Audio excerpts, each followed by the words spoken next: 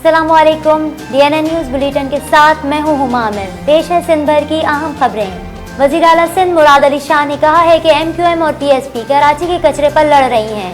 कचरे पर सियासत शुरू हो गई है।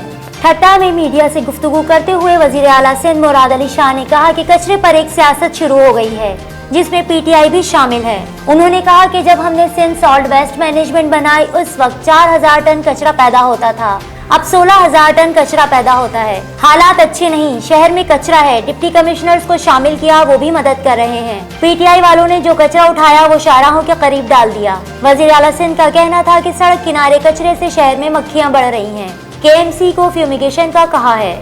सिंध हुकूमत की जानिब से बच्चों की एजुकेशन से मुतालिक दावे तो बहुत से किए जाते हैं, मगर महकमा तालीम के अफसरान ही सरकारी स्कूलों का फंड सब गोलमाल है की नजर कर देते हैं। H एंड लॉ एसोसिएट्स के चेयरमैन हबीबुर रहमान मेमन एडवोकेट शाहनवाज शाहानी शजरकारी मुहिम के सिलसिले में अपने वक्त के हमरा government boys Sindhi school Hashim Jokhio Goth Gadap town पहुंचे तो उन्हें पता चला कि 9 साल से स्कूल तबाहाली और खंडर का मंजर पेश कर रहा है। बच्चे खुले आसमान तले पढ़ने पर मजबूर हैं। हबीबुर रहमान मेमन ने कहा कि वजीर तालीम फौरी एक्शन ले, हम अदालत से रुजू कर रहे हैं। हेडमास्टर मोहम्मद शरीफ बुरोही ने कहा कि मुतादिद बार सेक्रेटरी तालीम को दरख्वास्तें दी हैं मगर कोई सुनवाई नहीं हो रही। हमारे स्कूल पर UC8 के चेयरमैन शाहिद अहमद स्कूल पर काबिज है। स्कूल इंतजामिया ने वजीर तालीम से अपील करते हुए कहा कि फौरी तौर पर काबिज माफिया को हटाया जाए। सूबाई वजीर जाम इकरामुल्लाह धारीजो ने कहा है कि 250 मिलियन रुपए की लागत से सूबे भर में कायम इंडस्ट्रियल एस्टेट्स के अतराफ में बाउंड्री वॉल तामीर की जाएंगी। सूबाई वजीर बराए सनअत व तिजारत और इमदाद बाहिमी जाम इकरामुल्लाह धारीजो की ज़ेरे सदारत पानी की फराहमी और इंफ्रास्ट्रक्चर की बेहतरी के हवाले से इजलास हुआ। इजलास में बताया गया कि हैदराबाद, गंबट, कंदकोट, टंडोलायार और लाड़काना एक्सटेंशन में पानी की फराहमी और इंफ्रास्ट्रक्चर की बेहतरी के लिए 280 मिलियन रुपए मख्तस किए गए हैं। जाम इकरामुल्लाह धारीजो ने कहा कि सूबे में स्मॉल इंडस्ट्रीज और कॉटेज इंडस्ट्री के फरोग और इंफ्रास्ट्रक्चर की बेहतरी के लिए भरपूर इक़दाम करें। उन्होंने कहा कि सूबे में सनअतों के फरोग और ताजिरों को वन विंडो ऑपरेशन की सहूलत फराहम करने के भी इक़दाम किए जाएं। उनका कहना था कि सरकारी इदारों और सनअतकारों के दरमियान बेहतर रवाबित कायम हो और सनअतकारों में एतमाद बढ़े ताकि वो आगे आकर नई सनअतें लगाएं। मारूफ लाइफ स्टाइल सहाफ़ी नादिया फैसल को सुपुर्द खाक कर दिया गया। पाकिस्तान की पहली वीडियो जो कि DJ का एजाज रखने वाली मारूफ सीनियर लाइफ स्टाइल खातून सहाफ़ी नादिया फैसल की नमाज जनाजा बाद नमाज ज़ोहर मुबारक मस्जिद क्लफ्टन में अदा की गई।